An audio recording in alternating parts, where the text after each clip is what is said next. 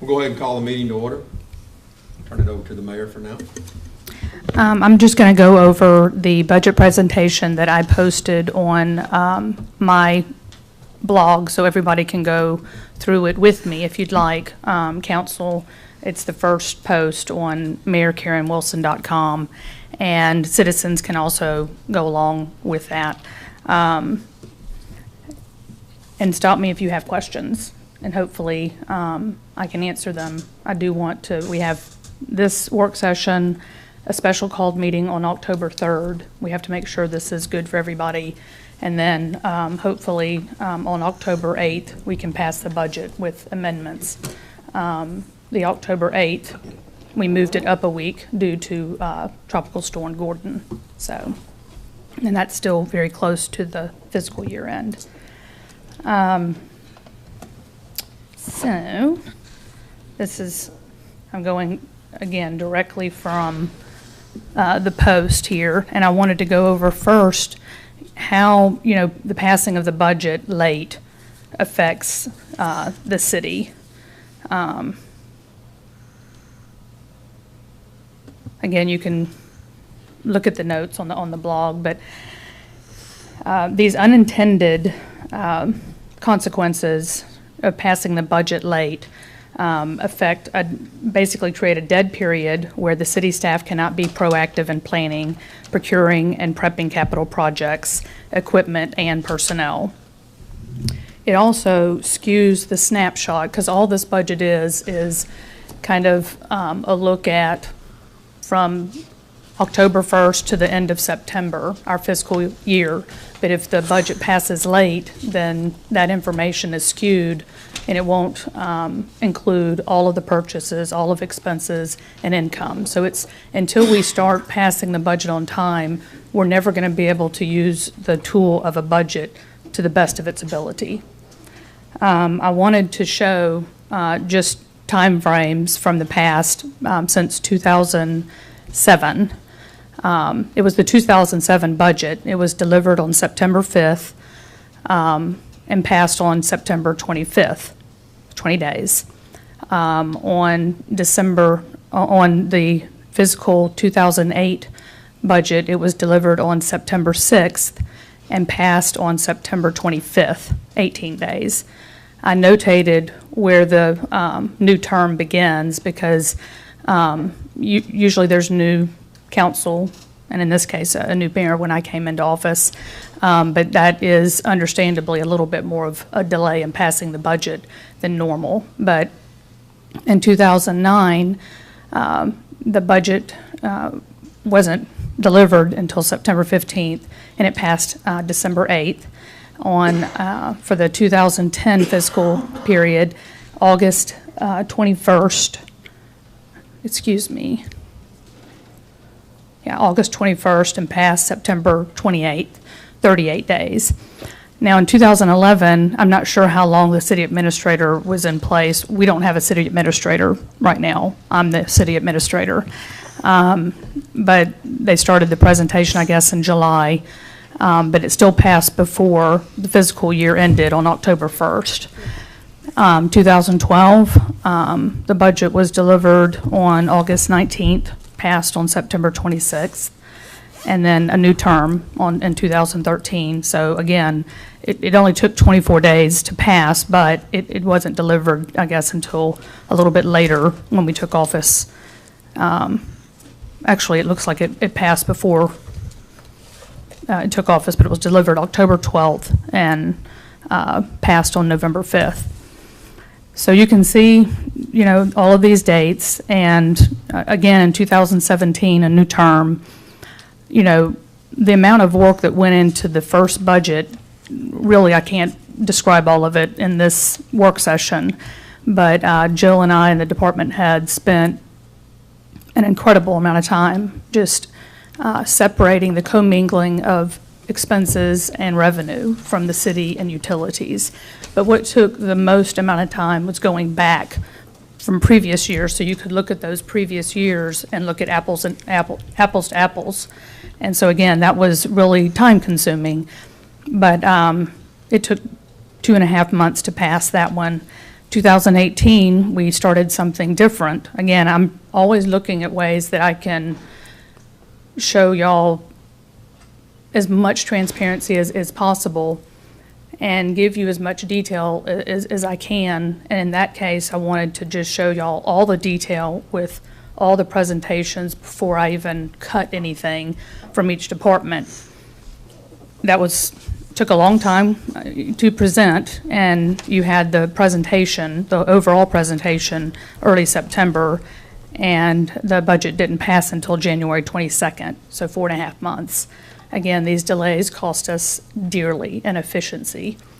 The 2018 budget was delivered on August 10th, and we've gone over some of the big departments, and I've asked what I can go over that would help you make decisions, and if you had any questions. And to date I haven't gotten any, but that's the main thing I want to do today and the next work session, so the amendments we can go over on October 8th, and the budget can be passed, hopefully, for the first time this term on time. So,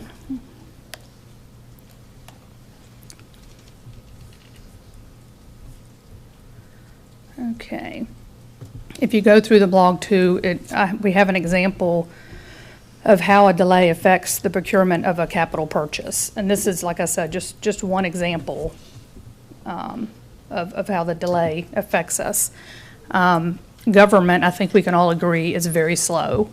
And for that very reason, I think it's important for us as elected officials to be as efficient as we can, because that is something that we can control. We can't control all the other delays, but we can control how we spend our time and approving the budget on time. Here we're going to go into the city revenue just to give you kind of a pie chart of, this is the projected revenue for 2019 for the city general fund. And as you can see, the sales tax is still, and probably will remain for a while until we annex more of residents into the city, but it's our largest income. Right now, anything that we do with sales tax, we've got to use it as a source for operating the city. If we use it for other ways, where we're going to require more utility subsidy. And the goal is to, of course, keep the city self-reliant so we won't have that city subsidy. We have an ordinance in place right now that requires 25% of the sales tax to go into capital projects and 25% to pay off debt. We are almost paid, the city debt will be paid in 2 more years. So I'd like to edit that ordinance to include 400 and, let me find it here.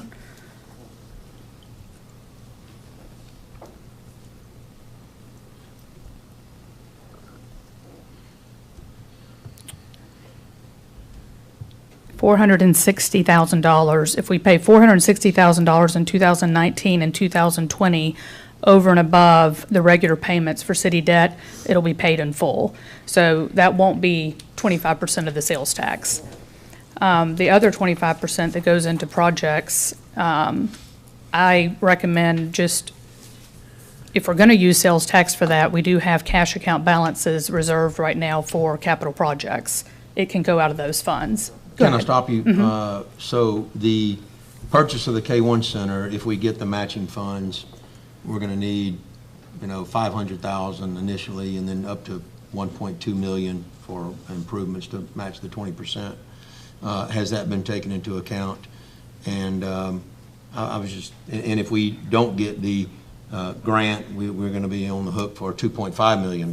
So I think I'd like to see that incorporated in it, because that's a done deal, and we could start getting on the use of that money. I've got Mike's going to go over our cash accounts, and we can, if this is being staged, I do believe that we can do that out of our accounts right now, because I'll get to that in just a minute, but what happened with the 2018 proposed budget.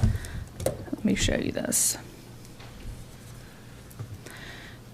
You can see in the middle the mayor proposed budget, and we had $170,000 for capital purchases. But what passed was the amendment. The amendment wasn't edited, and so 25% of sales tax went into the capital projects fund, which was about $2 million.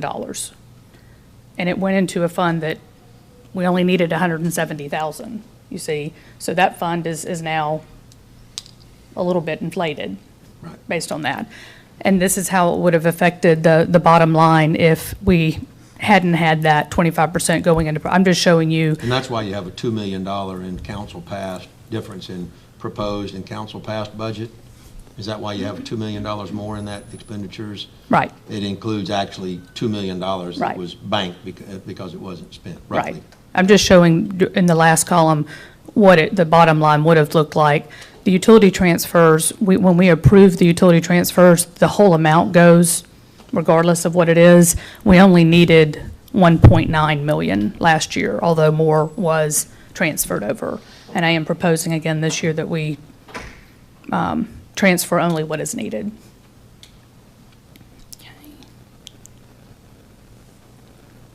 If we took that 25% though and kept it in the budget as it's intended to be and reduced transfers by $2 million, it seems that we wouldn't need to borrow money for our utility upgrades that we want to. Well, that's what I'm saying is if you reduce that, you're using sales tax for operating, which we do need our sales tax for operating. When you do that, then you're not going to require, as much of a utility subsidy, and the profits can stay in utility to afford the infrastructure. So on the next one is lodging tax.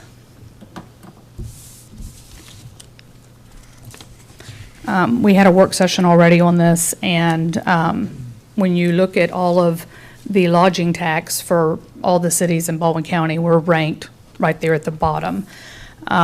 This is a tax that is not going to hit our citizens' pocketbook. We're proposing an increase from 4 to 7%.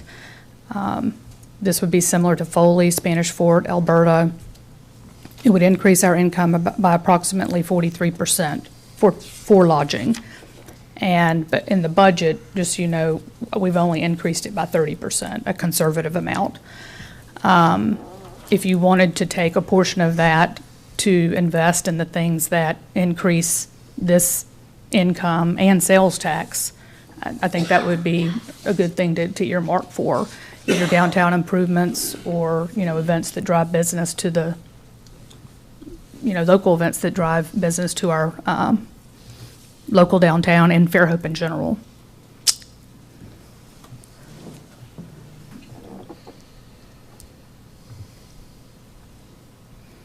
Impact fees. We've spent an average of $600,000 a year since 2014. We've taken out of impact fees to pay for police, fire, streets, parks, and recs. The balance in our impact fee accounts is $2.3 million. The estimated 2019 projected revenue for 2019 is $1.1 million, and this doesn't include the new study. In other words, I think this will go up based on the new fees and how we've structured it. And of course, we either use it or lose it. So I'd like to have a schedule where we are, paying for things that we really want. In the impact fees, we use police just very, very quickly. It only offsets some of our purchases. It includes the park, the ballpark that we would like to have. Of course, that still needs to be negotiated. But in that figure, it has a notation on the line-by-line items how things are being funded, either through impact fees, our cash reserves, or other revenue. The note I had here was, with this 2019 budget, the city will have reduced its reliance on utility subsidy by 70%. The city relied on an average of $5.27 million from our utility department until this term. This is an unprecedented improvement.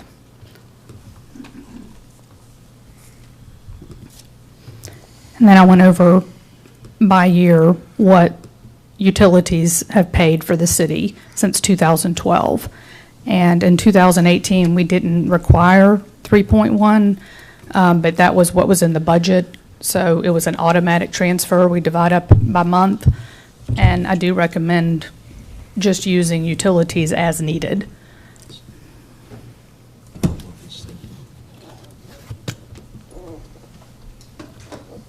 This laptop's different than mine. Okay.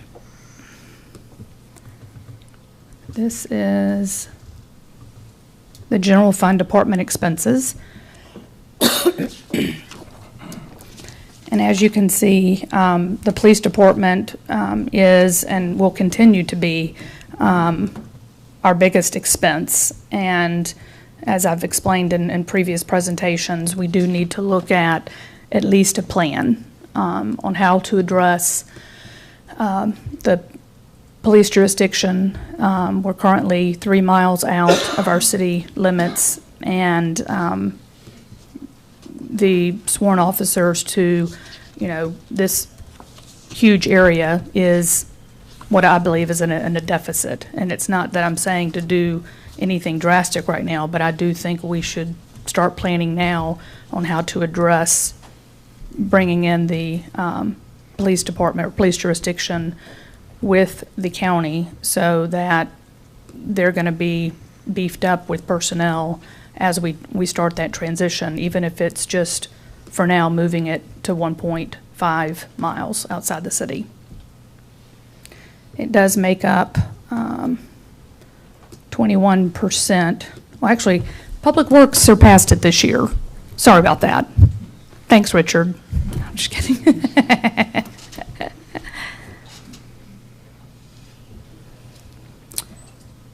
Okay, then we go into, these are just top level numbers from the utilities for net earnings.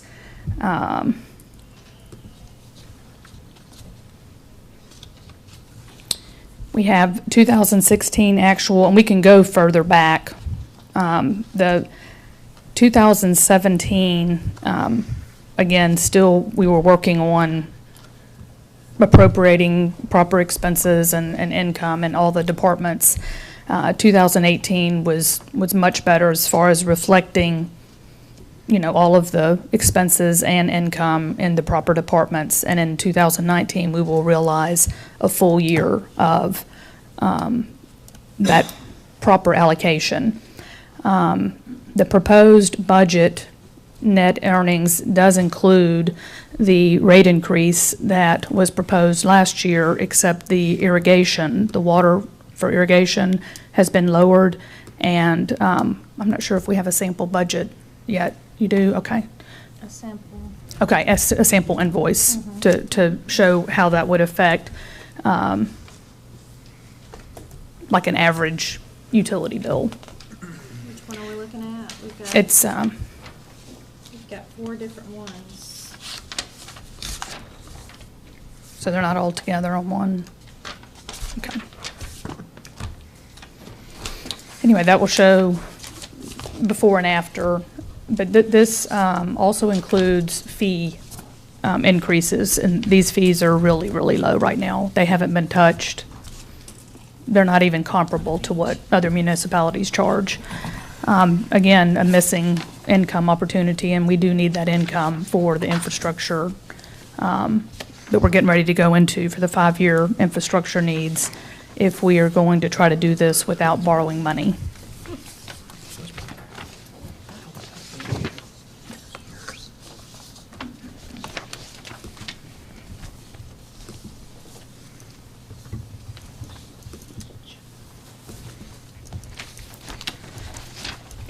if people are following along on the website, the more detailed 5-year capital improvement plan is a link. But this is kind of the recap of everything in sewer, water, electric, and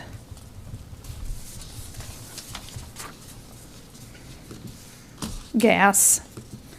And as I said before, the sewer 5-year plan, which is the $6.8 million, this does not include the $10 million for rehabilitation that we'll hopefully start getting next year. But this is, a lot of these improvements we've known about since 2012, because this basically was phase 2 of upgrading our sewer plant. So in 2012, after that was completed, this was what we should have started next, and we're still waiting to do that. So,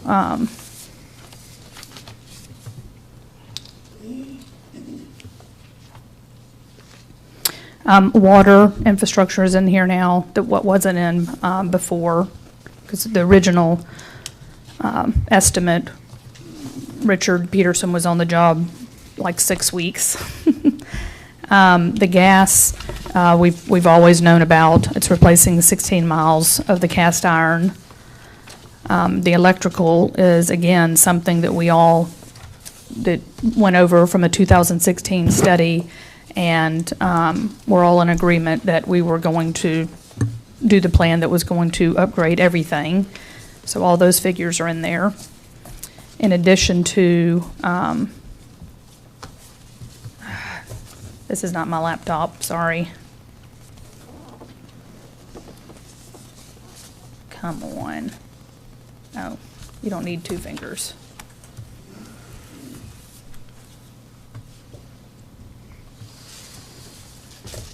What Richard also did is take these numbers and put in over 5 years, what we're going to need for 5 years. 2019 is actually not a whole lot. This is what we're going to hopefully be able to accomplish in 2019 due to schedule. 2020 is where we're going to be looking at a lot of this, but if we have the rate increases, the proposed rate increase approval, I do think we're not going to be able to not need to borrow money. This timeline for 5 years, and of course things can change, it's like a remodel. You never know what you're going to expect until you get in. But the fees that are proposed, fee increases, were based on 21 million, which was the estimate when we put together the budget previously. The budget now has gone up 50%, but the rates have remained the same. In fact, irrigation has gone lower, is decreased.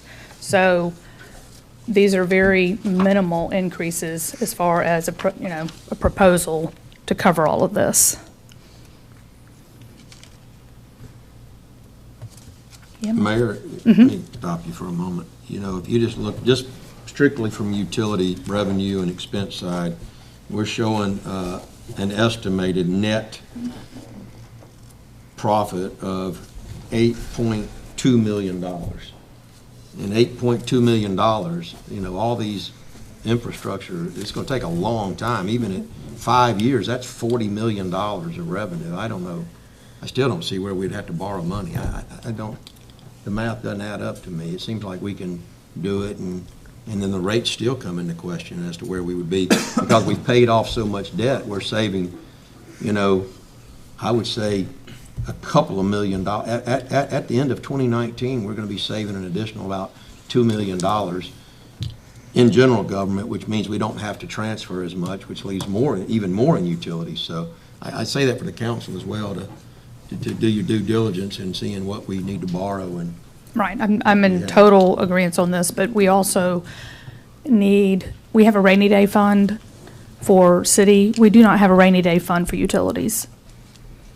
And that's something that Mike can put together for you. Right. We've gone over this before. So you can go over the next 5 years and look at what we need to do, but we still always have to look at making sure that we are increasing, even if it's an annual increase over 5 years.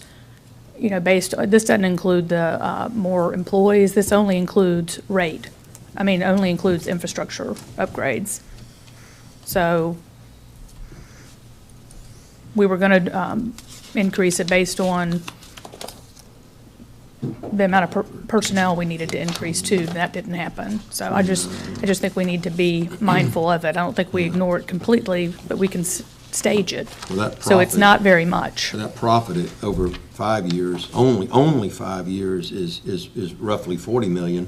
And even if we adopted every single one of those infrastructure improvements, that's about 30 million, so we're still 10 million to the good. Right, And which that's we would just in need 5 that. years. That's like almost $2 million a year fat on top of that, so. Well, like I said, this is a forecasted, I think, conservative amount. But if it's 8 times 4, that's 32 for 4 years. And then we also do need to have 3.5 months. Mike, what do you think? 3.5? Yes. 4 months. If you're spending 5 million a year, I don't know why you'd be building reserves at the same time. It wouldn't make money to It's save a money. rainy day And then fund. borrow money and pay interest on it. That just makes no sense. Oh, I'm not to me. saying borrow money. I'm saying we need to have a rainy day fund for utilities like we have a rainy day fund for the city. The rainy day fund for the city is not covering utilities. I understand that. But I'm saying that, I mean, a rainy day fund's great, but if you're having a massive expansion of infrastructure and capital spending, and you have a choice between saving money or borrowing money, I think you spend what you have before you borrow. Oh, absolutely. I'm going back to what I've been saying the last few meetings, but I think a $5 or $10 million line of credit covers us it essentially could be that rainy day fund until we've built up that cash reserve, but it also prevents us from hitting a slowdown in 2020 where we may not have the revenue to finish the entire amount of projects being proposed for that particular year, 12 million. I think if you have a line of credit in place, you get through all the construction projects without having to stop and wait until you've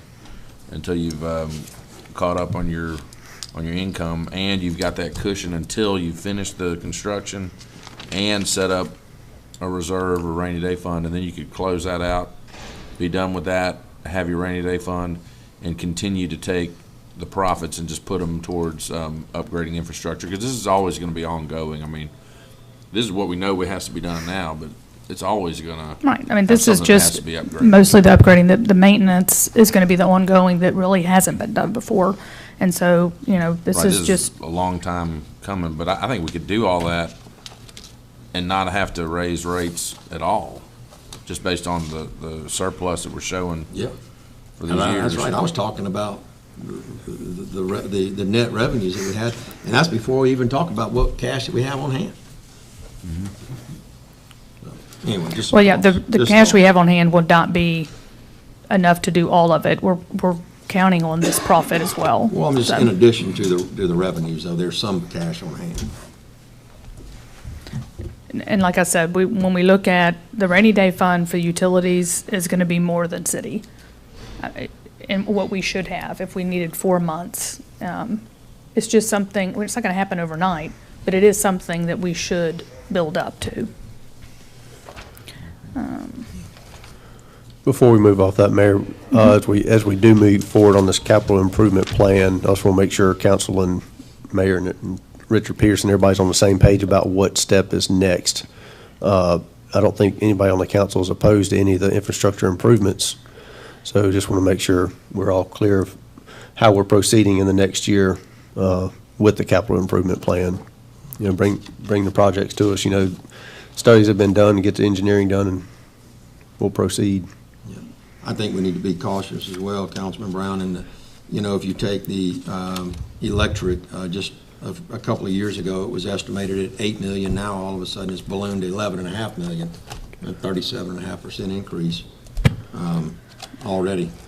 And the electric is probably the most pressing, really, right? Of all these items, I know that, All of them are pressing. I know they're all pressing, but I mean, if I mean, they all have their Okay. liabilities right They're now. I mean, it's, priority-wise, number one. I mean, they're all important, but.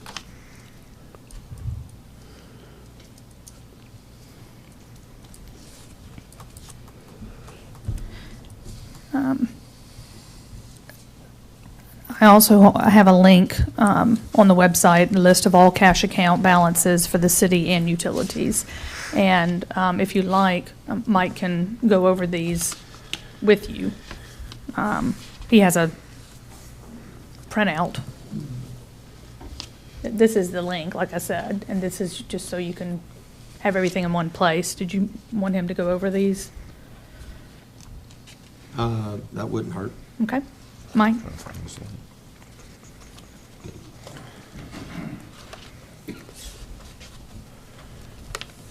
Mike, are these the same ones that were as of 7/31? Yep.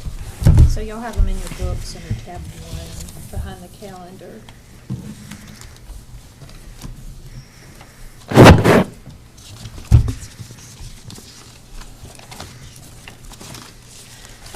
And what I'm going to do is, the way I'm going to quickly give you an idea about where we stand from a cash standpoint, is I have a sheet in here that is called, entitled Cash Coverage Ratio. And I know very on mine, it said tiny. page 57. I don't know if that's the same place with y'all. No, mine doesn't say 57, but, It's about 3 pages back of the calendar behind tab 1. right. Yeah. And It might not be in this. It's gonna be in the book. It is in your book. it's in the book. Behind tab 1, behind the calendar.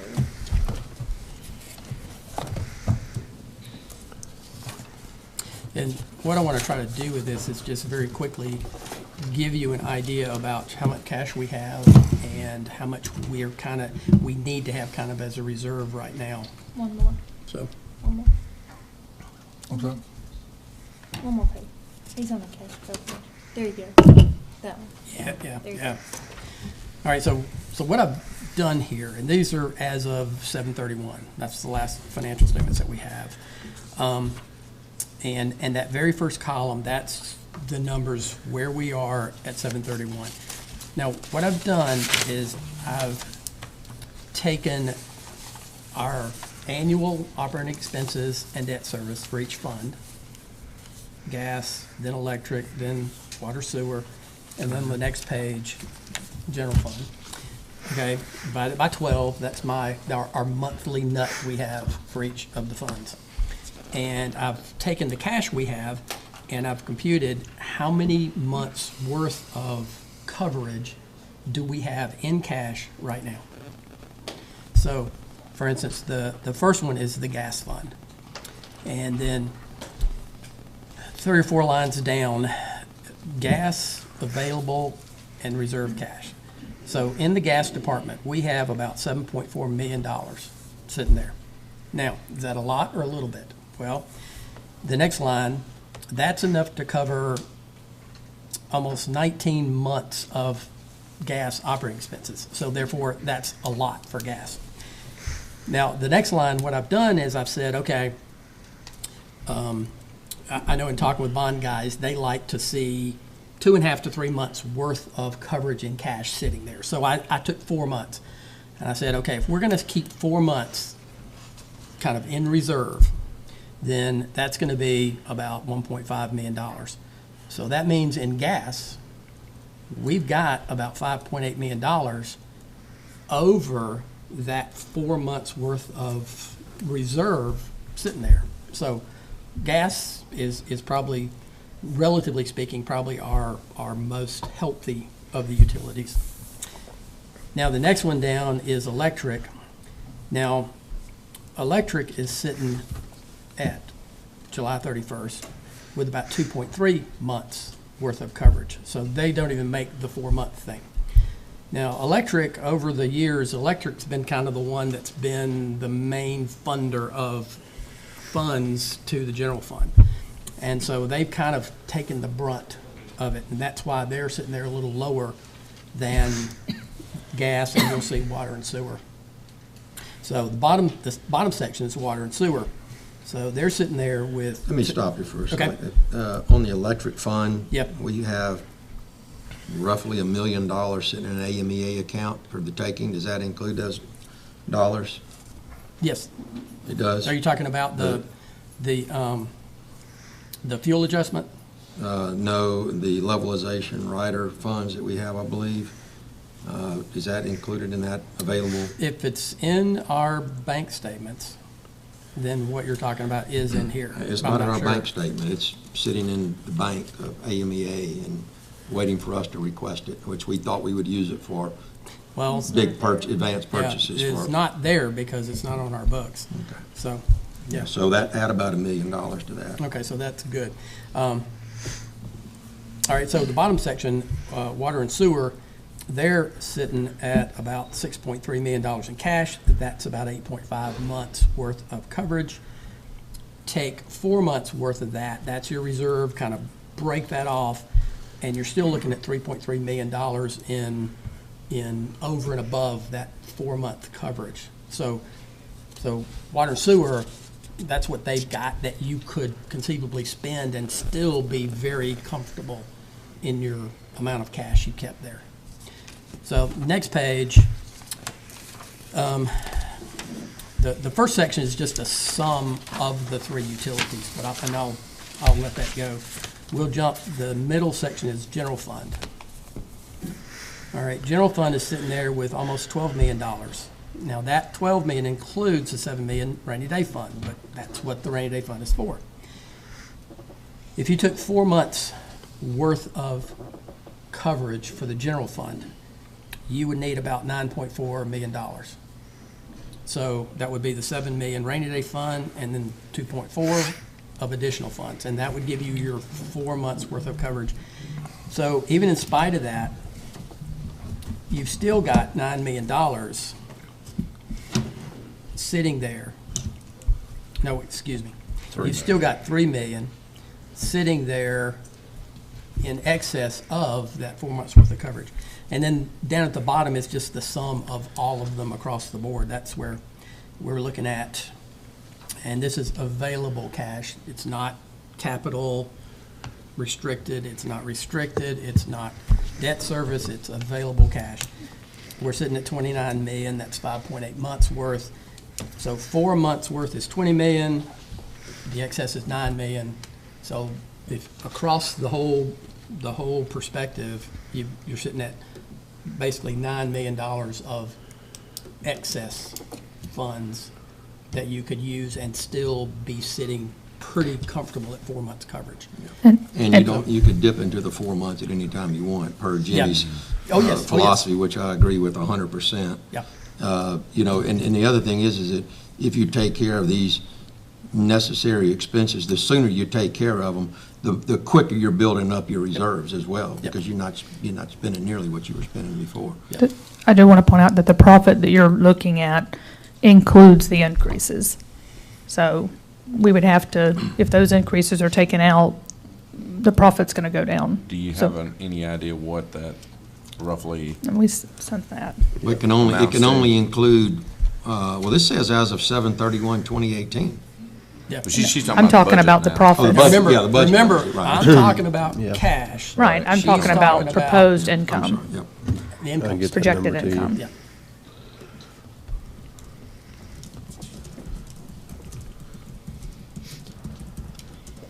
I would say that the money that you have available, not even inclusive of the 4 months of reserves total, and the net that you're projecting with the rate increases, if you had them with the rate increases, that you couldn't spend that much money in a year to make the improvements you need to make. You couldn't work fast. You couldn't drive through Fairhope because every street and road in town would be completely torn up. You wouldn't be Oh, able to no, that's pass why them we're down. staging it. That's So why we're doing it I this asked a way. question about the rate increase, and that's what it adds per department. Okay, so it's about 1.5 million, Million seven, yeah. about a million seven on that. Per department, you No. said? 1.7 million. We take out 8 from 1.7 is 6.3. That also includes fees, Right. because I mean, That's all right. fees are for the new service, and So that's rates, impact fees, and lodging tax. it's proposed not impact increases. fees. No, It's not that's just lodging. This is utility just, rates. this is just utility. Okay. Just utilities, okay. On the general fund, was the increase in lodging tax factored into those? Yeah, 30% increase, Okay, that although wasn't built in. it will be more than that depending on when you pass it. But that's a small number, remember, too. That's not a big number. It's Do you not, have that, no. Jill? And that's not a, you're not talking No, about it's some not. game But it changer. is something that's, been flat, Yeah. so. No, this is 1.7 million, like I said, that's the amount with rate, and when you look at the 40,000, Jill, 50,000 maybe, 100,000? for lodging, Yeah. oh, It was, 500. we're projecting 705 for the end of the year, and we're budgeting 843,000, so I'm not real sure. I didn't have a formula in there, not sure. we just used 30% increase. Yeah. From the projected. Right. From 700 to 10, say. Yeah, but that's, for the city, and this is utility revenue. I think for the next work session, just show, these are estimates. We don't know the exact figures until we get into it. But if you'll look at the proposed rate, that's doing it all at once based on 21 million. And you could, like I said, stage it over 5 years, and the increase would be hardly any noticeable at all. But at least that we would have some of that in there to ensure that we're not having to, that we're building up the account so we have a rainy day, and also building up so we can have the maintenance afterwards. We've been transferring money from utilities to operate the city. The goal would be to still use money from utilities. What percentage, you'd have to determine, sort of like a franchise fee, 7 to 10% or whatever that is. Those are the things we would like to start using for the city for community development instead of operating expense. So that's also not in those figures, but it is an asset. We should use it for, community development. So all of that take into play when you're looking at what the funds would look like.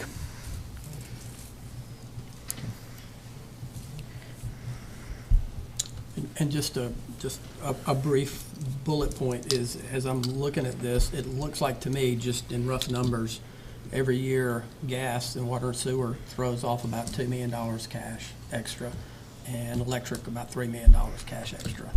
So that, I think y'all were talking about an $8 or $9 million each year, so that's, that's 7 right there, just in rough numbers. So, Okay. so you can include that. We good? I think so. For now.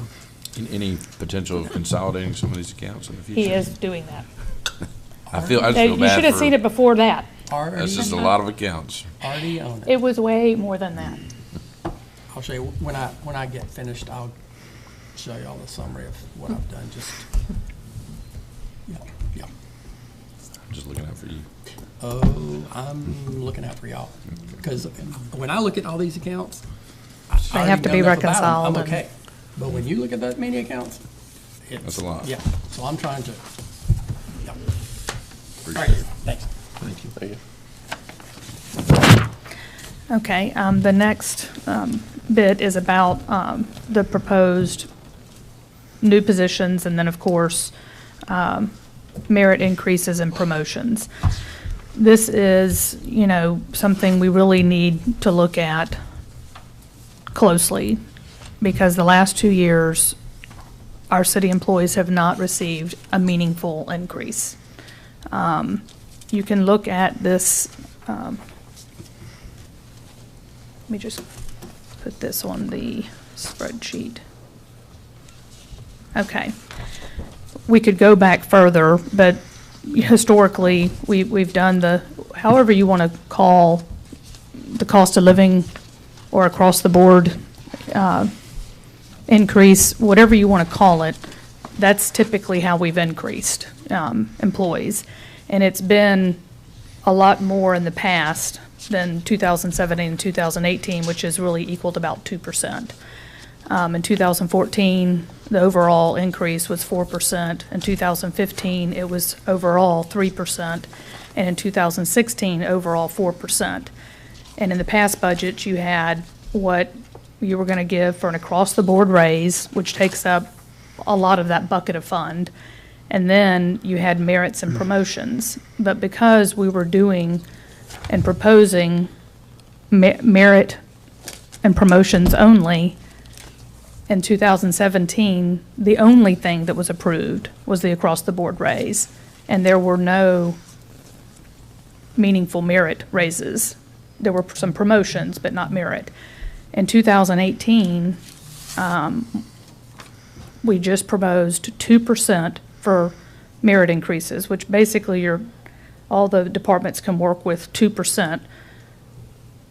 Some might get 5%, some might get 3%, some might get 1%, but I mean, there's a reason for this, and I can promise you it's to really keep the employees that are performing exemplary and allowing the managers to manage that. What happened was, instead of looking at any merit increases whatsoever, that 2% was taken, and 1.5% for hourly employees, 1.5% was given as an across-the-board increase. Now, 1.5%, I mean, I'm sure they're not complaining about it, but I mean, when you're using all of that money to give 1.5% to everyone, this is not really a raise when you have people that are leaving and finding, work elsewhere. We're in the tightest job market we've ever been in, with the lowest unemployment rate.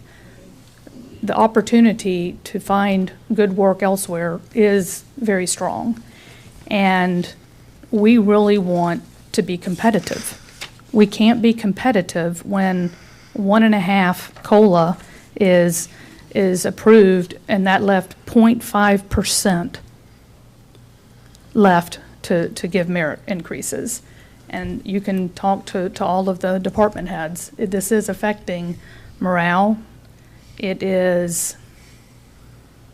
losing employees, bottom line. I'm trying to do this in a way that you understand kind of the sense of urgency here, that this is something we absolutely need to look at and find a way that we can do something that we all agree will be good for the employees. Because right now, they're getting less than what they used to, as you can see.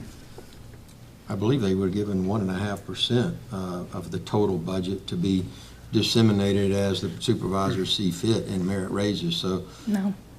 Some people could have been given more than others. Some people it made sure that nobody got nothing, but people that were deserving would get more. What was passed, though, was the 1.5% was the across-the-board raise, and then 0.5% was left for the merit. And there was no, I didn't find this out until I put the budget together or started working on the budget for 2019. This included people that were hired 2 weeks ago. In other words, there wasn't, you had to be here a year for that to happen. It was across the board for everybody, regardless of when they were hired. I think the only people that were eligible for the across the board was people that had been there for a year. It wasn't the case, though. It ordinance was just how it was I don't know passed. that y'all implemented it correctly, but based on what I'm hearing right now, it doesn't sound like what we passed. I thought it was very fair, what we did last No, I'm year. just saying, we definitely want to make sure that I didn't even see what was passed until it was passed, and then that was what was implemented. And until I started looking at this and putting this graph together. That's not my recollection. Yeah, that's what happened. But again, this is why we go over the amendments so we can discuss it, and things like this don't happen. So for this year, to summarize, you're asking for a 5% pay grade increase across the board to allow No. people that are capped out. No, 5% is for, we haven't done a comp study, so our comp study is 5 years old for pay grades, to make sure that this is not, that's not going to affect raises. That's not giving anybody a 5% raise. All that's doing is taking the pay grades we have on the books right now, and we've done this, Right, I'm not sure looking when. into that. So with the 5% pay grade increase, but then a 3% just for merit raises. Correct. No COLA, 3% for merit. And You built in a 5% pay grade so that people who've been maxed out would then have the ability to correct. get a raise where they've been maxed out for however many years. When was the last time y'all raised that level? Do you It was, It's- year before last, it was bumped, the salary ranges were exceeded numerous times over the past several years, up until year before last. If somebody got a raise and they were at the max, and it was a 2% across the board, they got it up until year before last.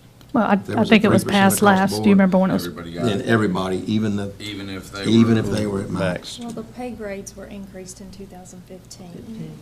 Okay. Well, to keep us from violating our own, but prior to 2015, they were still exceeding those brackets. And so, rather than just violate the pay brackets, we expanded the pay brackets. Yeah, maybe in we're not, 2015. if they're capped out, they get nothing. We haven't been giving them more if they're capped out, so. Last year was the first time, I believe, that happened. We stuck to the cap, was the first year that I recall doing that, was last year. It's been a couple of years. Yeah, the year before last was the last time it was done.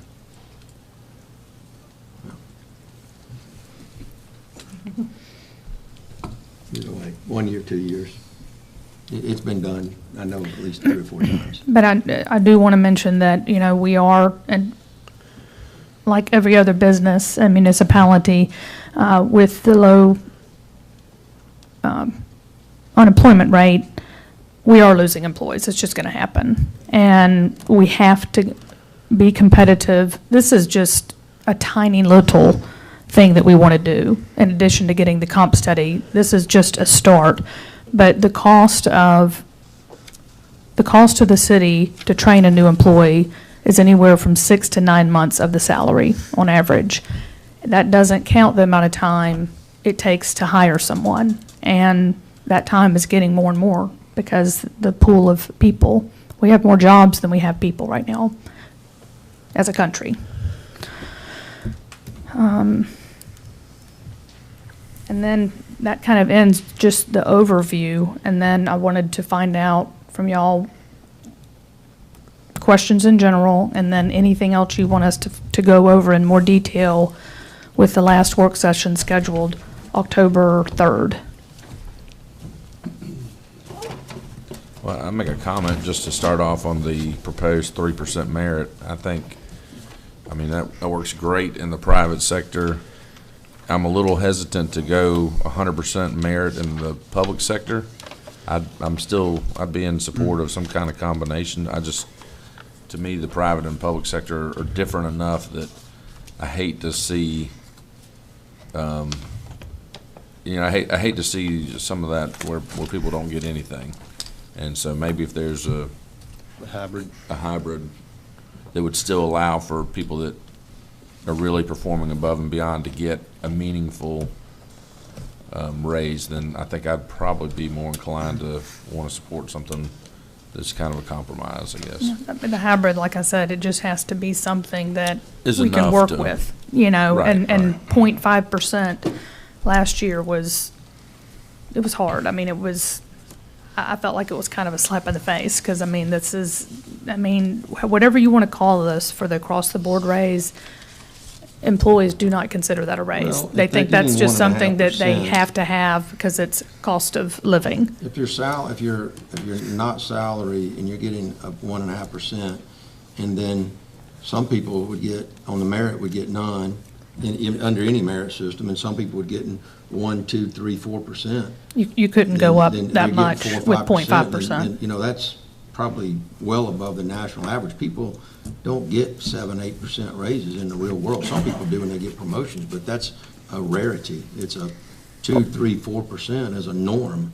And so I still thought the hybrid worked well. I don't know if it was implemented properly, but the intent was to, you know, you had a floor, and then if you perform well, like you said, you'd be rewarded with a merit raise. And you But could, you know, if you only got a 0.5%, like I 0.5% said, merit raise, you'd be is at not a lot. 2%. If you got a 1.5% merit raise, you'd be at a 3% raise, which is not unusual. If we're thinking that people typically get double-digit raises, it's not the real world. I'm not arguing there. I'm just saying that 0.5%, The Which was 0.5% was a pool. Right, a 0.5% pool. was a pool of money, yeah, across the board, which went It in. was- yeah, right, To you be have to divvied pool- up by the managers to give whatever the merit raise. When we had I think we had a ceiling on that, but it was. you couldn't get anywhere close to that ceiling with that type of, Is there a ceiling that you would have to implement this year? I mean, I think you can have a ceiling, but it's just, in general, the comp study that's needed is not just taking each job, comparing it to like municipalities, because the job descriptions, everybody's doing a lot more than what is on this job description. And a lot of jobs that we have, we're not even using anymore. We're trying to simplify these, job descriptions so they go in order of a grade, and then you can add goals as needed instead of making the job descriptions too detailed. So that process is going to take probably 2019 to put together. But what we do just with police officers or building inspectors in particular, we're way lower than what our like municipalities are. And we can find that with lots of our different job descriptions, because it was good to get a comp study, and it's the direction we need to go. But those jobs in the comp study really wasn't matching what the job title was. Well, if you did the 3% and you just split it down the middle and said 1.5 for cross board, 1.5 for merit, that in theory, that would allow, 1.5% for everybody. And then if you had 3 candidates and they were ranked, differently, the first one would say they would maybe get 0, so they get their 1.5. The next person would get 1.5, so they're at 3%, and then the next person would get 3% plus 1.5, they'd be at 4.5%. So that gives you, I think that gives you a lot of flexibility over that. It's a better pot to work with, absolutely.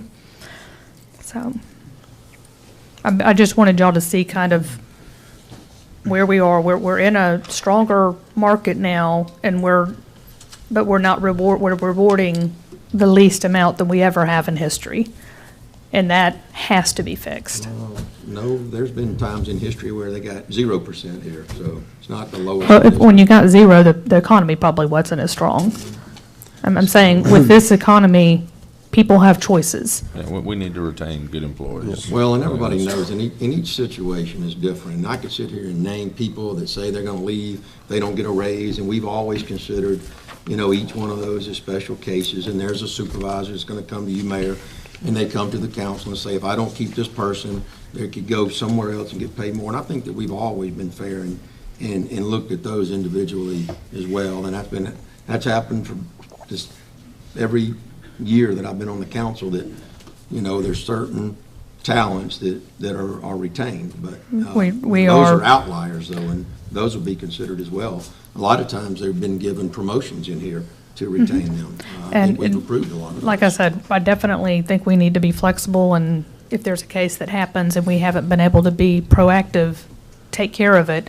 But we are losing people, and it is absolutely, it's because of better opportunity, but I have to tell you too, and I can't say it enough, it is because of the process that we have to go through to do day-to-day business, and I can't say it enough. I mean, I do the that could exit tell you how much interviews. I'm tired of you're blaming the council for everybody that leaves the city, everybody I'm that I'm blaming it on leaves. the It's process. the budget process. Or And this is a some other legitimate, this is process. a legitimate I'm complaint. not going to sit here and take it.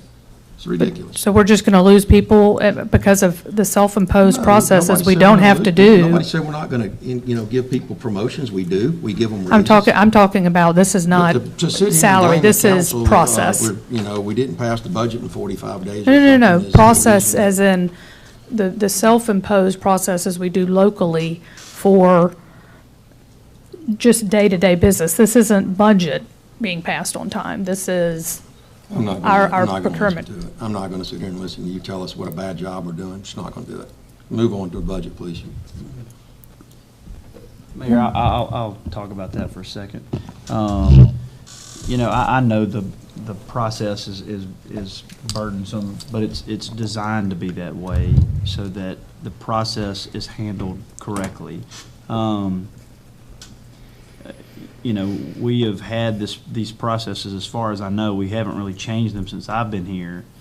And I think there are a lot of things that have been in place for probably some years. And Jack and Kevin, y'all can correct me if I'm wrong, but I don't know if it's something y'all put in place last time or it's something that even predates you guys. But I don't know that we've had a problem with employees leaving because of those processes throughout the years. I will report on all the ones that have left because of process. Very good people. And if they're willing, they can talk to you. This is not something I'm making up. I'm not saying you are, but what I would say is that for anybody that's considering coming to work for the city of Fairhope, these processes are not secret. They're here before you get here, and if it's not something that you are willing to work with or work through, then you may need to reconsider whether or not you want to apply for a job here. These are self-imposed processes that are over and above any other municipality. In fact, we can go over the federal, which is what the rules we have to go by for the restore funding. We don't even actually have processes in place. I almost feel like we make them up as we go along, but there are the processes that we have to procure items, to make purchases. It only applies to the city of Fairhope. This is not your standard processes, your government processes. The state should be the model, and then if there's something over a threshold that you want to have additional processes over and above that, I would think that would be fair, but this is Yes, something that doesn't exist anywhere else. Sure. Yes, ma'am. I don't disagree with some of that. If there are some things, specific things that Richard or somebody from any other department wants to bring the council or me in particular, I'll be glad to sit down with you and show me a comparison and show me what you think is redundant or unnecessary. I'll be glad to look at it. Yeah. Pardon me, Jay. Sure. Let's set the processes aside for a minute and talk about reality. We've lost some key employees to other utilities. And to be able to hire somebody with that like talent, they're talking about, in order to even consider a job here, with the like talent for the people we just lost, we're talking about $4 or $5 or $6 an hour more than what the other people we have working here are making to do that same job as well. And when you start talking about trying to be fair, when you start talking about, we got to build depth, we got to build talent, but we can't do that if we're not able to look at a little bit higher standard of wage for. We're talking wages. I mean, we're talking processes, not wages. That's why I said Two set the different processes things. aside for a minute. Yeah. Let's just talk about reality. And we need to build depth.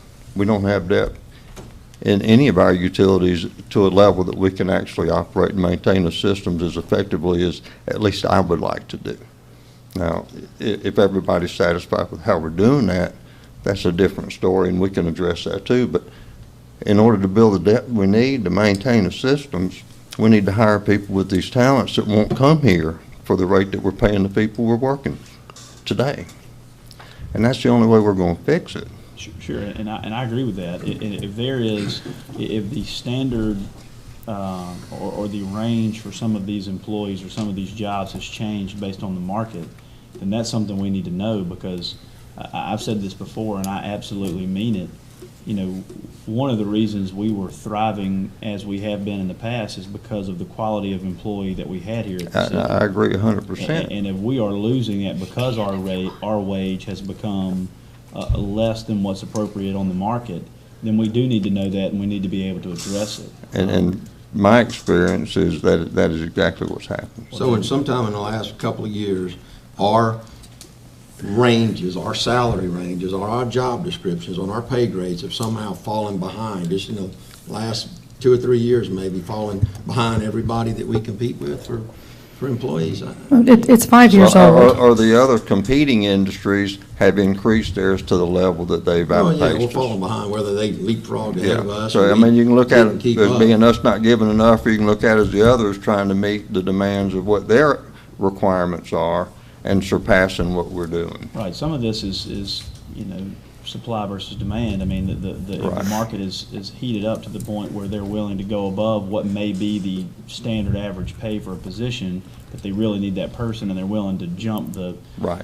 jump a step to pay that person really more than their job would entitle them to, but they really need them, so they go above and beyond. That's kind of a way to set an inflated market, but at the same time, when you need those employees, and you kind of got to pay what you got to pay to get them. That's true. And the other factor is utilities specifically are starting to develop better technologies. They're starting to processors are changing to where there's more technical requirements involved in the people you have managing these things, and that comes with higher salaries. Mm-hmm. And so the credentials increase, and the technology requirements increase, and everything that increases to provide the level of service that I think our customers deserve requires a skill set that is just a little bit above what the pay grade we currently have. But everything I hear happens to do, says that our compensation study is not good. That's And I would what agree. I'm hearing. I said it's dated. And I would agree with that. And I don't know when the compensation study was. I know we did some in my past, and it is very hard to look at any other utility across the state and compare your job description to another job description.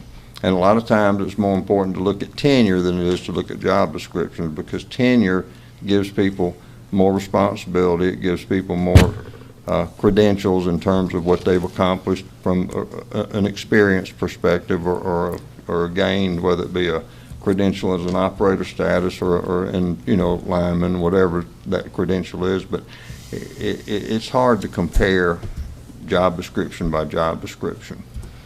But that's just my 2 cents. Well, I mean, that's good feedback, but I just, like I said, that's not to me process. That's I strictly pay. think we which can talk about which can process. easily be addressed.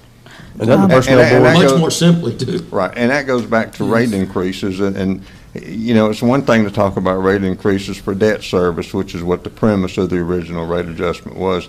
It's another thing to recognize that we're going to continue to build expenses to build that depth we're talking about. And, we can talk about not wanting to borrow money, and hey, I don't want to borrow money for anything either. But the truth of the matter is, we just bid a $600,000 library rebuild that cost us $1.1 million. And we're talking about estimates on projects. We're just now getting the survey work done on Church Street and the Bayou Drive, Fairhope Avenue. When we get the prices in, we can start looking at where that benchmark of where that capital improvement funding may take us. Mm-hmm. And we haven't gotten past Greeno Road going east or Twin Beach going south yet. I mean, these are estimates, and if I heard the challenge to try to spend more money, I mean, I can do that.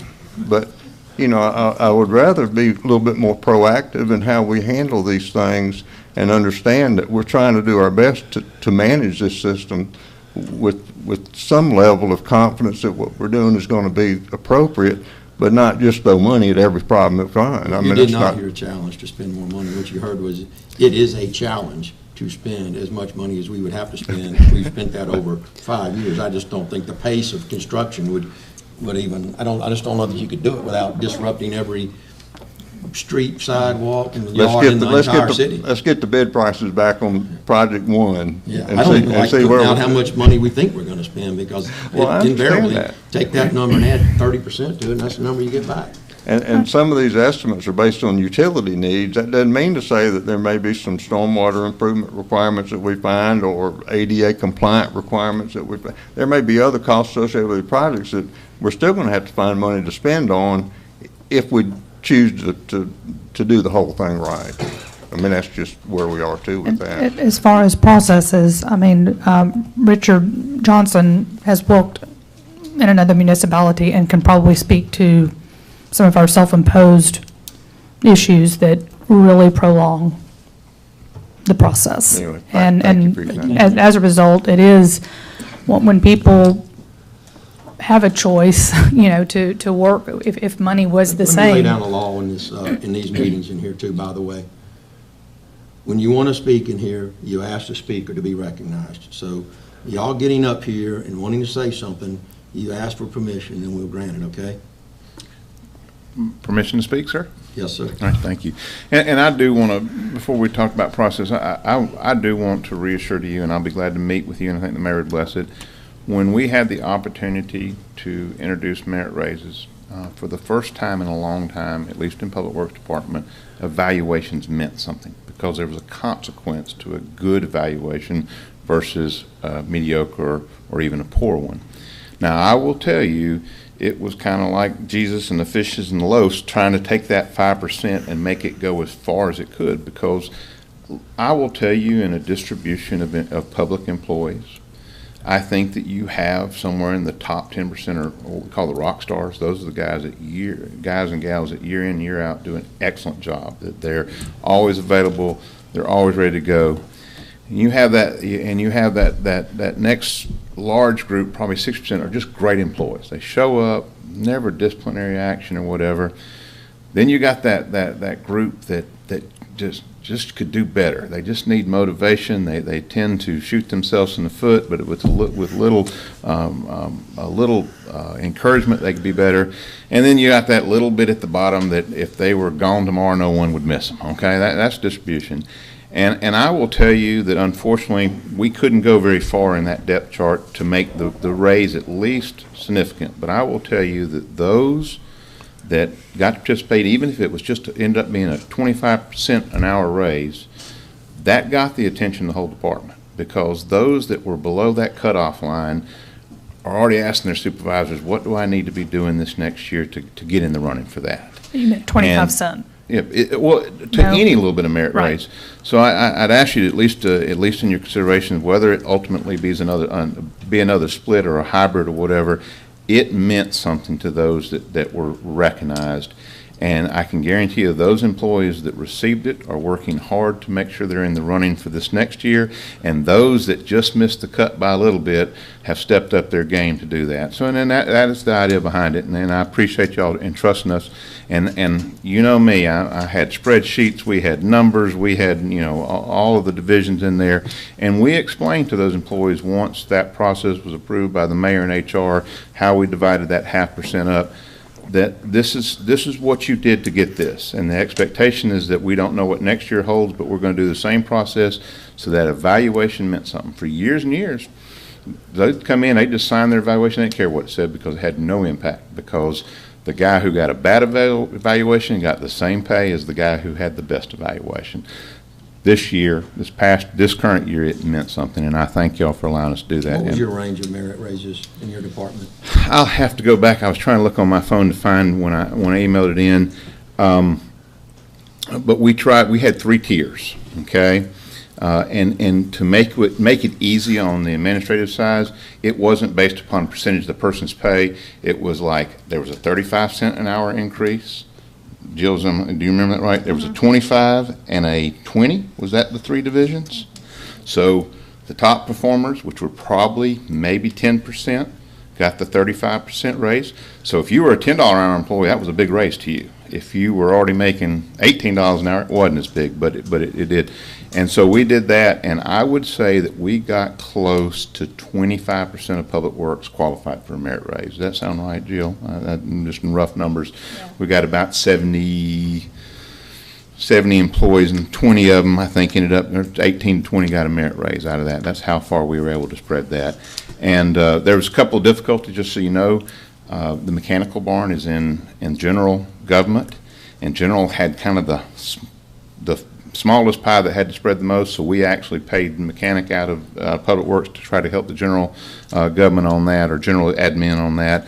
So we took that precious resource you gave us and we spread it as far and tried to recognize as many employees as possible. So it was a good thing, and it had a great effect. Well, so if you did a hybrid and everybody's still getting something, but then you effectively tripled or quadrupled that bucket because you went with a larger percentage for the merit, I mean, you could probably accomplish a lot, I would think.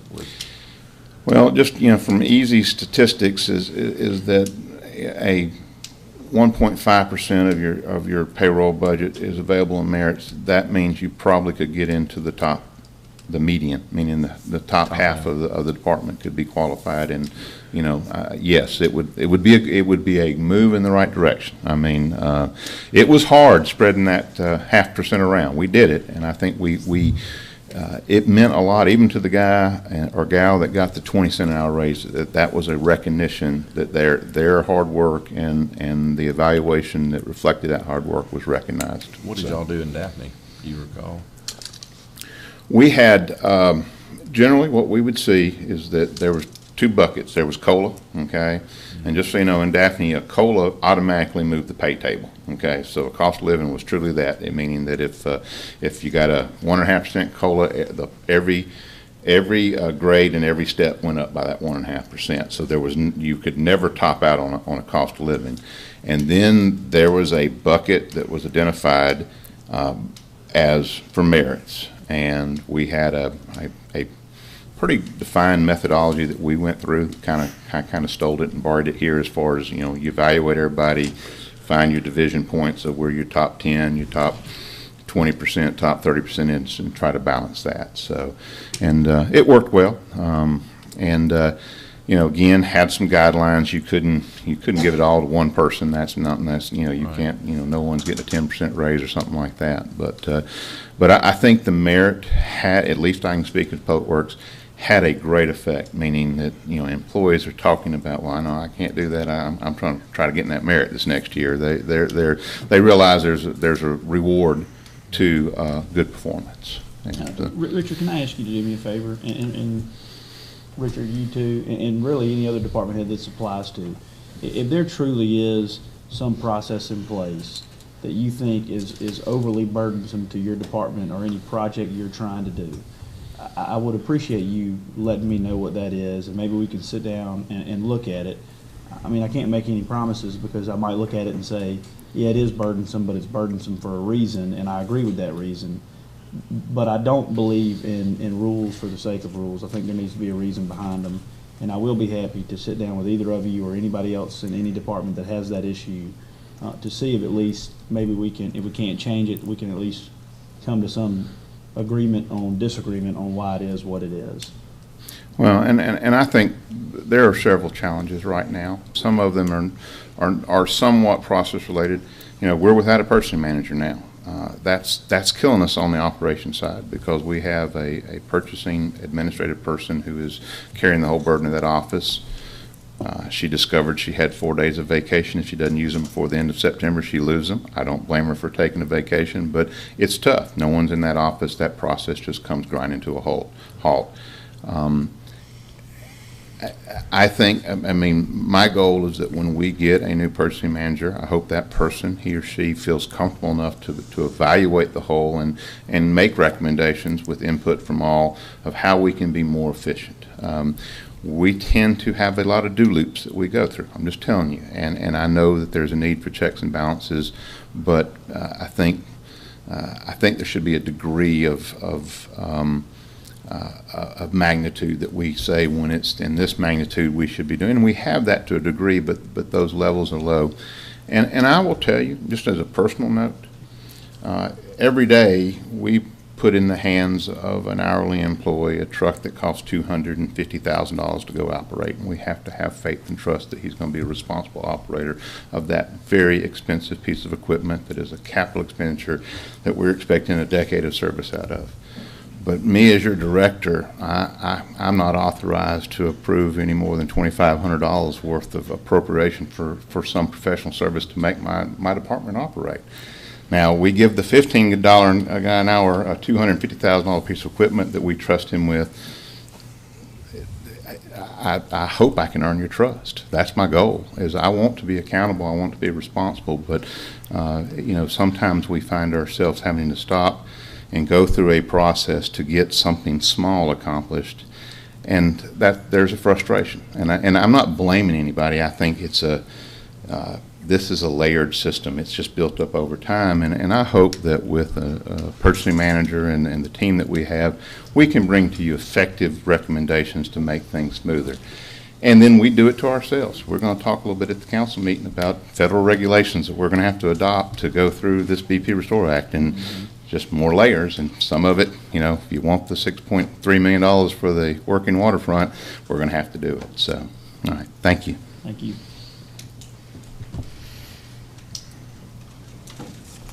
Questions for the mayor? Budget? No, Mayor, but if, you know, we're boiling down to our last session on Monday, I would at least like to spend a little more time on, and I don't know, I guess, are we going to plan on start it? We're going to have a special meeting, not October 3rd. October 3rd, if everybody's available. You know, I would like at least some of that focus to be on new hires and new positions, because I think that's usually the hardest thing, at least for me, to kind of look at and understand and comprehend what the need is, because, you know, I'd like to have a better explanation for each one of those. I know we've done that individually with some of the. For each department. With each department. But maybe just sort of a brief presentation and some better explanation for that. But otherwise, I think a lot of it's been pretty self-explanatory or pretty well explained in these meetings. But I think that's usually the toughest thing, is the new positions, at least for me. Agree. I guess I've got a few comments just on utilities. Mayor, if I'm recalling correctly, I want to say that I agree with you on the need to address each of the areas of infrastructure. I agree on the need for a rainy day fund. I guess the one thing that I might be looking at differently is that I think we can get there also with you without borrowing much money. I think we can get there without raising rates, because we can always go back and raise rates if we need to, and I think we could do this without raising utility rates. It might take an extra year to get to the point of completing the projects and having a rainy day fund established, because we're looking at about 1.7 million shortfall each year. But I think we could get there, and we always can go back and The raise rainy rates when day we is need to. more FYI. I mean, Right. it took us a long time to get the city a rainy day fund. I mean, these are just things that, But I agree to with you, point we out. need one, and I think that should be Right. the goal, and I think that's where we should head. I just think that maybe we can get there without. right. I mean, I'm just speaking as a citizen. My last two utility bills were the highest they've ever Oh, I been in mean, Fairhope, mine's and I don't really want to increase if I'm wearing my 9,000 square foot building, it's not pretty. yeah my citizen hat. So I'm sure there's other people out there that feel the same way, especially if we're making so much money in that. You kind of hate to Well, pass along a that, raise. what you're that we're looking making. at includes the rate increases. Okay, Okay, so back you know, we 1,700,000 back off that of out. that. It's not, Right. you know, this is going to be, I think we're gonna make more profit than we have, just because they're keeping more of the money. I mean, the utilities is keeping more of its money. But, you know, this is, the electric is gonna be the most expensive. And we don't have the funds in electric, even if we did transfer some of the other utility funds into electric, which we could do. That's gonna be, you know, And that's back to my thought for line of credit, because exactly. electric needs to Because it's be- really, I think electric's the most 2020 is the only pressing time thing. we're gonna need a big amount that could exceed profits. Correct. And if you're not using it, you pay it down. You're not Right. paying unnecessary interest expense. The other thought was just addressing utilities as a whole, and this isn't a dig, this is just my perception, I guess I'm saying this for the general public, but we keep referring to how the city's in so much better shape because it's not as reliant on a utility subsidy. But really, a lot of that, it's not like we've dramatically lowered our operating expenses. We really kind of reallocated some of the expenses that the city was paying for in general government, like maybe the meter department. Was that booked under the city before and we reallocated? So it's really kind of a that departments correction. are different than, you know, the electric fund paying for all computers and phones, and another department taking over all of this other expense. There's a lot of moving parts to it, and making sure the departments were under the correct umbrella was part of it, but we're just talking about line item operation expenses that were paid 100% through utilities. But I guess what I'm saying is I like the detail and I like the organization. I like the way y'all present the budget. It's easy for me. I mean, it's detailed, so it takes a lot to go through it, but I like that. I like that everything's organized. I'm just saying for the general public, it sometimes is presented like we've made this major turnaround and we've kind of fixed some serious problems, but really all we've done, I think, is kind of reallocated expenses from this side of the column over to this side to the utility department so that everything balances out. Drastic. You fixed the way it was allocated, but I'm just saying, at the end of the day, you got to lump all that together if you wanted to get a picture of the financial health of the city. And I think we're in good shape. I think we were in good shape. I think we're still in good shape. Well, when you took all of this operating, look at 2012, over $6 million, only a portion of that was a transfer. The rest of it was all operating expense that should have been the city's. Okay, so it's not just shifting money. There's no question. We have improved greatly. A husband and wife, and I know, but all the money's in the same. Even with separating them out and the the city taking over all of its expenses, it's still doing it with less subsidy. I mean, that's a significant accomplishment. Jimmy, one thing they've done is we reduced our debt servicing. We were servicing about $26 million more in debt per year too. So once you pay that debt off, It improves. every single year reducing the amount of debt payments, principal and interest that you have to pay as well, which is The payments are reducing the same until it's paid off. We'll have more money and that'll be great.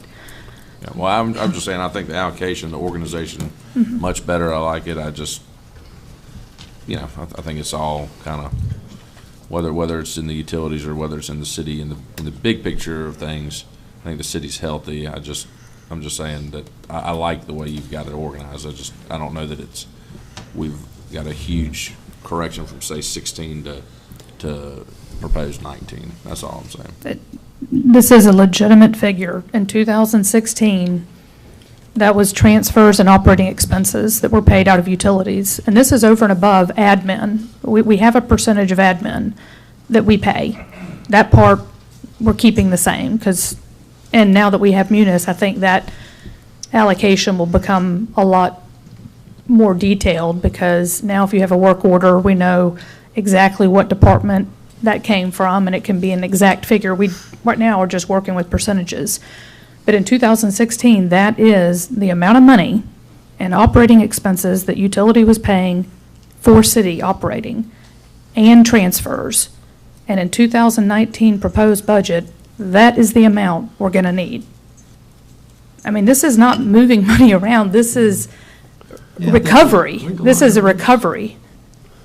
What I'm saying, if you took all the expenses for the city general and the utilities general and combined them year over year, I don't think you would see as significant of a swing. That's all I'm saying. I guess it's sort of combined. But I mean, I like the way it's done. I'm just throwing that out there. Sorry, I know we keep going back. I mean, You're right. yeah, It's better stratified. Definitely. Can I say something that's not related to that? I personally oversaw the payout of the 1.5 and the 0.5 last year, and it was a nightmare. And that's fine, if, whatever y'all decide to do. But, and I'm not here to criticize, but I do suggest that you pull that resolution and read over it very, very closely. I don't know if it was written exactly as y'all intended it, You but talking about the raises now? yeah, we Okay. implemented it exactly as it was written.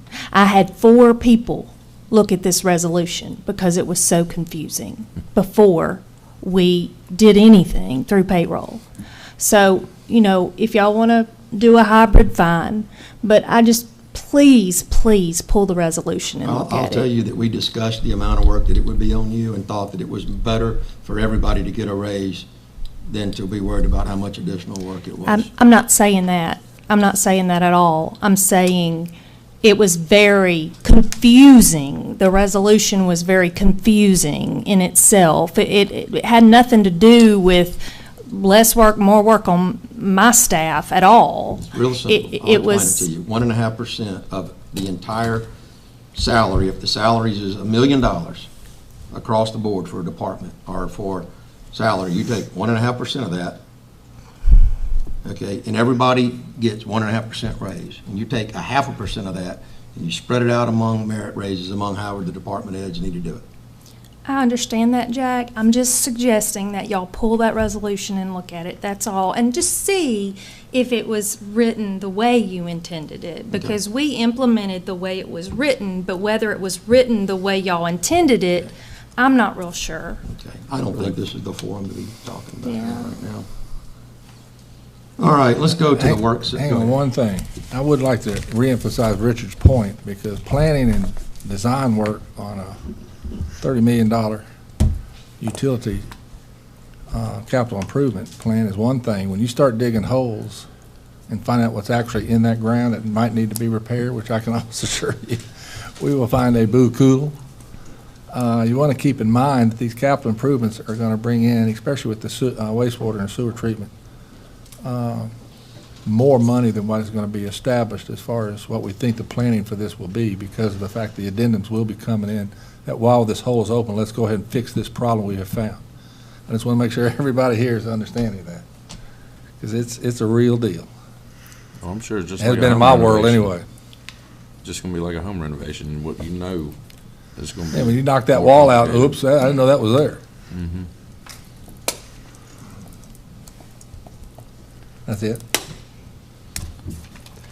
So the message to everybody that we just sent is we'll spend more money than we think we budgeted for it, so. I can almost guarantee you. I mean, I'm just, I can almost guarantee you that. It's just the way it works in the utility business.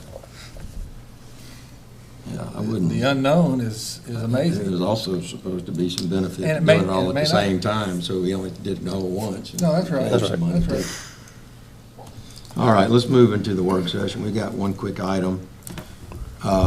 Any other questions, final questions on the budget right now? Okay. Discussion of professional services for structural help at the Pecan Building.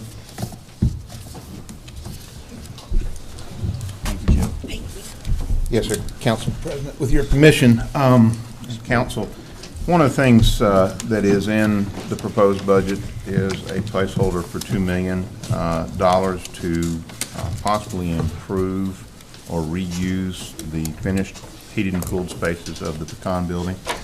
And one of the things that, before we get too far down the road, is to answer some questions. So we've got an architect as well as a structural engineer who is working on a proposal of what it would take to go do an assessment of the office space structure of that building, and to at least be able to let us know really what is a realistic expectation of, one, how far out of code is that structure, if it needed to be redeveloped to meet code, and, you know, kind of give us a feasibility of what we're looking at.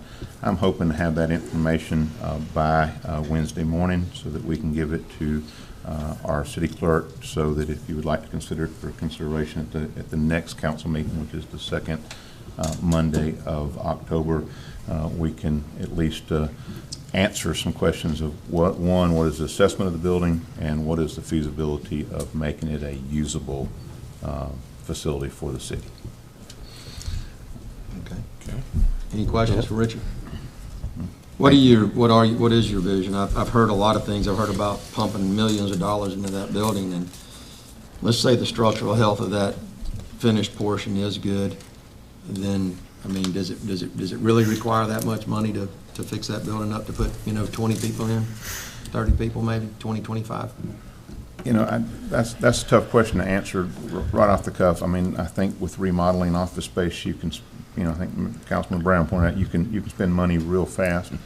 I think one of the things that at least has been discussed is if, as we could transition, that facility could become a workspace where citizens who can come in and there's a centralized lobby, that they can, in that lobby, be able to deal with building permitting or planning and zoning permitting or solid waste issues, establishing services and those type of things. That would be a long-term vision, to have a central service facility that citizen can come into, and whatever business they have of that operation is available right there in that lobby. I think that when I talk to colleagues like Wayne, if planning and zoning were to develop office space, it would be collaborative space, meaning that you're getting away from traditional offices and you're going to a cubicle type system. So it's an open air, that there's within that same shared office space, there's a meeting table where if you need to have a staff meeting or sit down with that type of thing. Very little traditional closed off offices. I think if Public Works could have the opportunity to reestablish there, as you know, we have supervisors out in the barn. I'm in another building. Lance is in a pickup truck right now, to have that same type of atmosphere where those supervisors have a place to come in and do their paperwork, get out in the field, come back, but there would be much more collaboration, a lot. That's how I envision it too. I like that idea of space where, one, it's nice eyeballing your people, and it's nice to be able to stop and be able to take care of a problem right there instead of walking to another building or calling, can you come by, or whatever.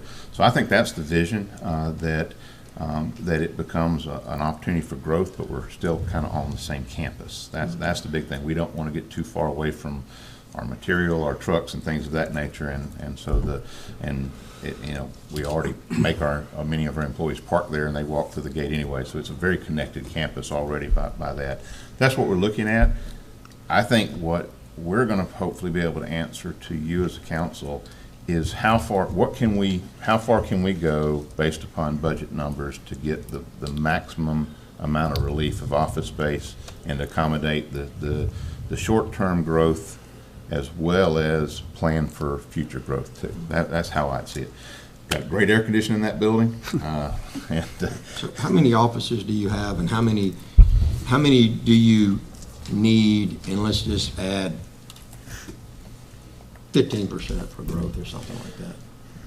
Well, and that's why the collaborative space is so nice. Right now, if you think about just the Public Works structure, we have taken mechanical maintenance out, since they have their own facility and they have an office for the supervisor there, so we don't need to accommodate that. But we got building maintenance, we got horticulture, we got sanitation, we got streets, and then we've got assistant director, and you've got a director. So Public Works, to be under the same roof, we need 6 workstations. You still got to have the private office, because sometimes you do have to write a disciplinary action or something like that. So you got to at least have at least 1 private office there, maybe 2 for the assistant director and the director, the rest in collaborative space, little meeting space.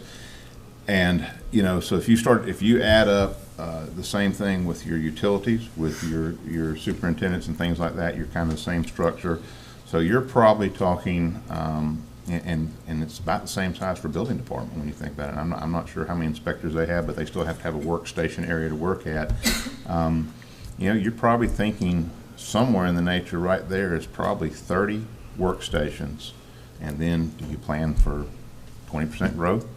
Well, I mean, how many people can stay in the Public Works building as a group? I mean, certainly there can be 1 entity or 2 possibly to stay in there and stay. Absolutely, and it wouldn't make sense. It only makes sense to move certain entities over to Pecan Avenue.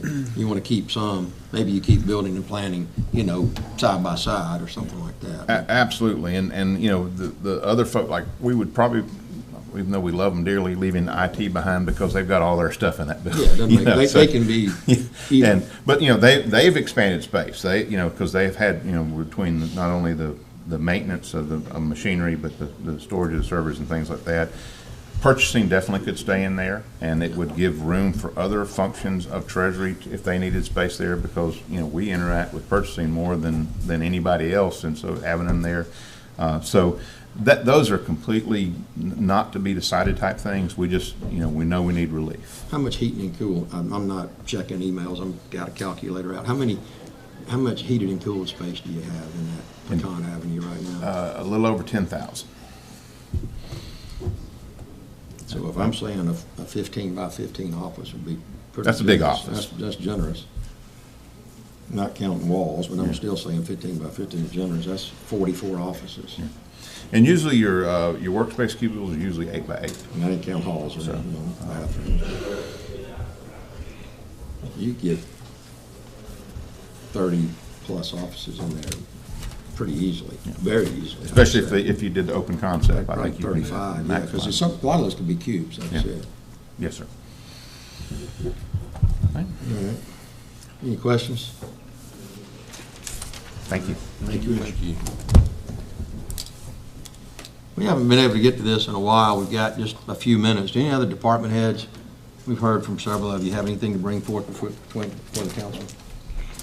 I can talk. Some water. Yeah. Chief, you got something? Yes, sir.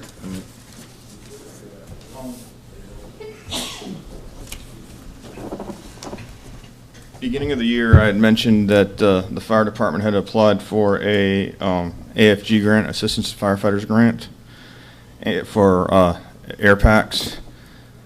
A couple weeks ago, we were awarded with our match $345,500 to upgrade and update our air packs. So that's coming to the fire department before too long. Does that cover everybody? That covers 50 of our air packs, and there's only a couple left that the fire department will have to cover. So we're moving forward. All right. Thank you. Good, thank you. Anybody else?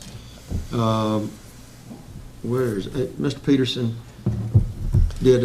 Was there anything gleaned from the water tower meeting today as far as, did y'all meet with cell phone providers and be able to come up with some kind of way to expedite getting those antennas The back up? AT&T representative that came last week just looked at the ground parts of what their service required to get it back up. They're going to come back and look at the top part where the bonnet and all the cabling that supports the containment system, and find out if there's any way to work around that.